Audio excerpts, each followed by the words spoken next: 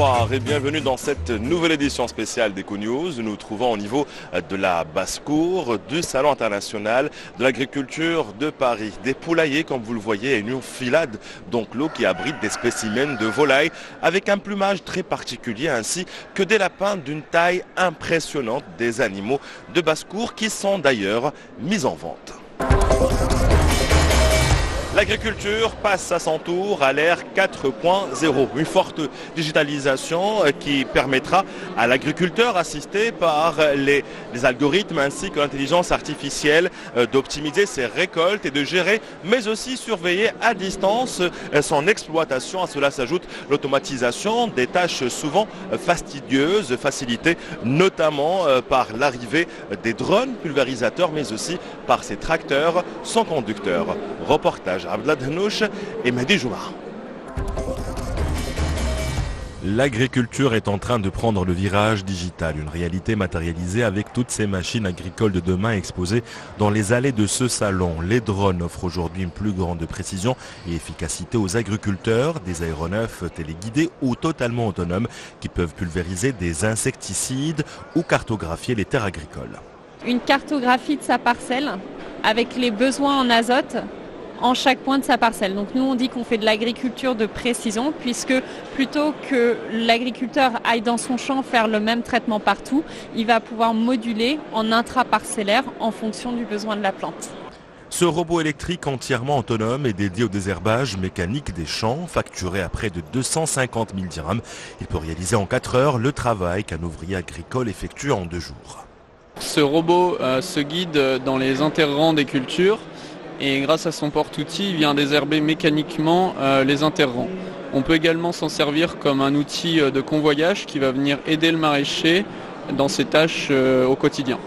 Les exploitations agricoles deviennent aujourd'hui connectées avec tous ces capteurs dispersés dans les champs.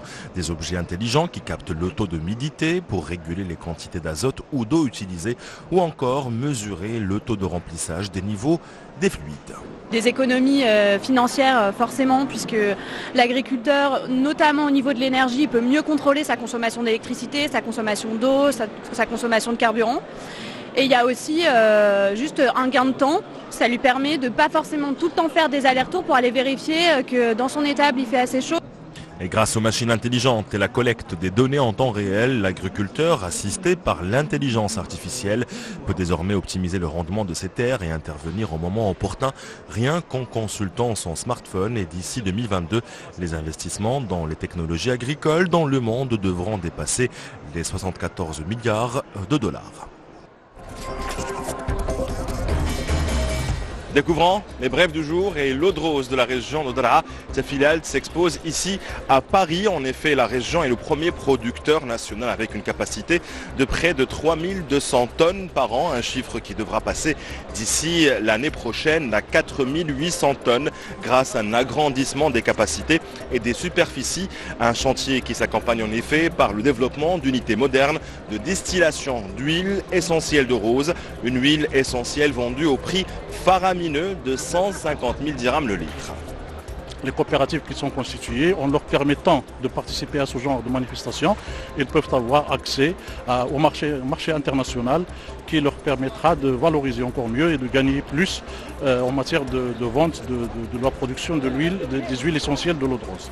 Ce moteur de voiture carbure en effet avec un combustible totalement vert. Il fonctionne en effet avec du bioéthanol produit à partir de betteraves ou de canne à sucre. Plusieurs constructeurs automobiles sont en effet en train de développer des modèles adaptés à ce biocarburant, sachant que les superéthanols coûtent près ou plutôt moins de 7 dirhams le litre.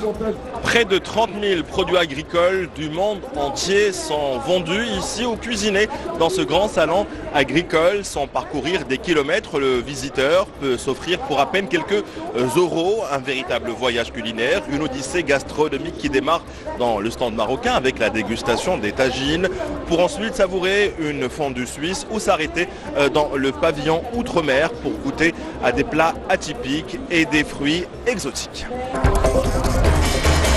1%, c'est le chiffre qu'on vous présente ce soir et c'est la part des surfaces agricoles suivant un mode biologique dans l'ensemble des terres agricoles dans le monde.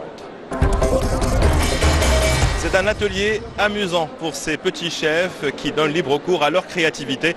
Chaque enfant reçoit donc une assiette composée de plusieurs légumes. Il doit donc composer une tartine à base de pommes de terre et créer donc un petit plat qu'il peut déguster ou partager avec ses amis. Et à la fin, ce petit chef peut recevoir un diplôme. À demain!